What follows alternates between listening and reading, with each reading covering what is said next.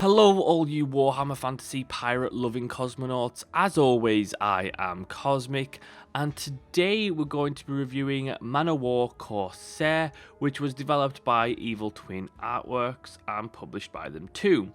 It is a game that focuses on open world naval warfare, and it is a game that I previewed a long time ago now that was in early access, and it is finally launched with pretty much very little fanfare, and so I thought I would take a look at the final version to see how it progressed and if it's worth your time. Now, like I've said, this game is a Warhammer Fantasy game and it's a naval battle game.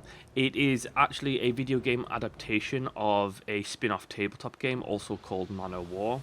And what this essentially translates into is a game that is an open world sandbox game. It's about giving you a captain, a crew, and a ship and sending you off on your Todd to basically do whatever you want. So if you want to be a pirate, you can be a pirate. If you want to work for the Empire, you can work for the Empire. If you just want to explore and just do random jobs as they come, you can do that too. It is completely up to you. If you want to trade, you can do that. If you want to fight, you can do that. And that's basically what O War Corsair is about. It is an open world sandbox game that focuses on naval ship warfare. Now, all of this sounds great, right? Like, the game is literally begging me to like it at this point. However, it is an indie game, and with an indie game comes a degree of problems in the fact that it's a limited budget, there's limited people working on it, and that means that the scope is ultimately going to be limited. Mechanically, the game is almost where I would want it to be. Let's start with the naval combat. The naval combat works really well. I absolutely love naval combat in video games. Broadside combat, absolute my favourite. There's a great variety of ships in the game that you can purchase as you progress, all of which have different cannons, they have unique weapons. The traditional broadside combat works really well. It's essentially you click into firing mode, then you have an arrow which will basically show you your range and your location of the firing, and then you're able to move your mouse or move your mouse wheel and, basically manage the distance of your shot, and then fire, and then your crew will reload, and then you can fire again. And the controls work really well on mouse and keyboard. I didn't particularly like them on the gamepad. I thought they were a little bit clunky, but on mouse and keyboard it was pretty straightforward and worked very well.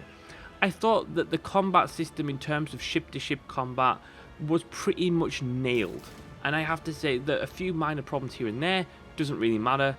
It was absolutely nailed. It was a lot of fun. Each weapon, each ship was unique, and it had some really great moments in there. Coming up against a megalodon shark, for example, was terrifying and a lot of fun.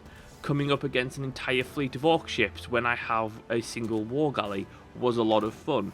And there were just moments throughout O War Corsair in its naval battles that were just perfect. And I thought that in terms of talking about the game's strengths, I have to say that the naval battle and the naval warfare is probably the highlight of the game, which was its sole intent, but it was ultimately the highlight of the game and it worked very, very well. Outside of that, however, is where things start to fall apart. It is problematic at best when it comes to the melee combat in the game. When you board a ship or you are boarded, the melee combat is clunky, the controls are clunky, there's no real good lock-on system or anything like that. It is basically a free-for-all where you just swing and hope for the best. I have to say that the melee combat, while I found the way to get around all of that problem, which was to basically go around the back of an enemy and power strike every single time with a decent weapon, then you're going to win. I found that the whole system was very clunky and it wasn't well presented at all. This also translates into pretty much everything else in the game. And when it comes to, docking at port, character movement, like it is in the melee, is clunky. The animation are poor. The overall surroundings aren't that great, and that is just sums up the game for me. It's not that great outside of the naval combat. Every single thing is problematic outside of the naval combat. There's a severe lack of polish on the game, and I just think that this game pretty much suffers from one fatal flaw. is that the indie developers didn't have enough people, they didn't have enough experience, and they didn't have enough money. If this game had, 3 times the budget that it currently did, it would be fantastic. If it had 3 times the polish that it has now, it would be fantastic. But in terms of graphical polish, sound, animation quality, movement, controls, everything outside of naval combat is just noticeably bad.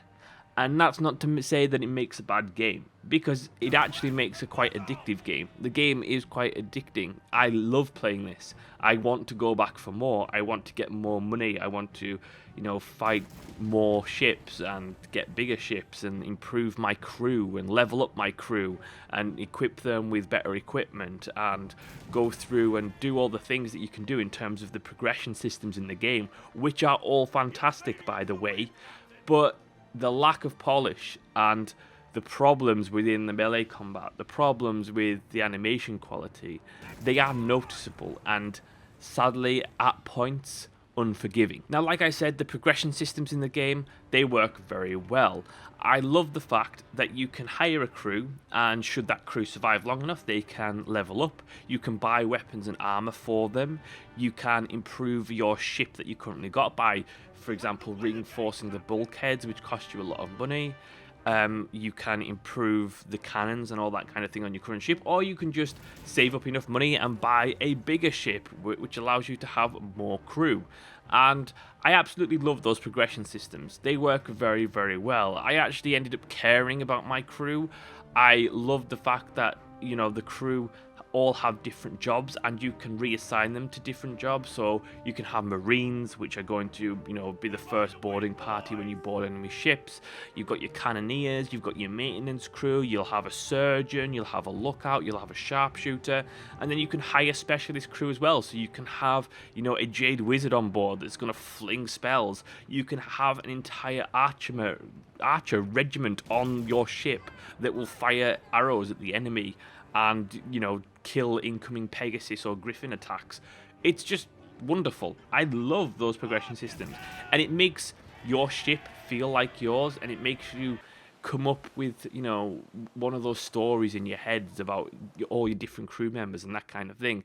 And it's I love it in that way. And when I War Corsair, that just sums it up for me. There's so many good things about this game. There's so many mechanics and there's so many ideas that are just fantastic. It is just let down by sometimes its execution, other times by its polish. And for me, it would be a game that I would love to see a second one, no doubt. Love to see a second one with a bigger budget and, a bigger team working on it so that the entire thing could be a better experience. But I think that this, as it is currently, it's one that conflicts me to my very core. Subjectively, I love this game because I know what it could be. And I think that's why I like it so much, is because I like the idea of it rather than the current state that it's in. Objectively, I cannot recommend that anyone go buy this. Just flat out. Maybe wait for a sale. If not, avoid it at all. I think there's so many problems with this game, not to mention the polish, not to mention the poor execution of certain things, but the optimization itself is bad. It does not run well on your system at all. It looks terrible, just flat out.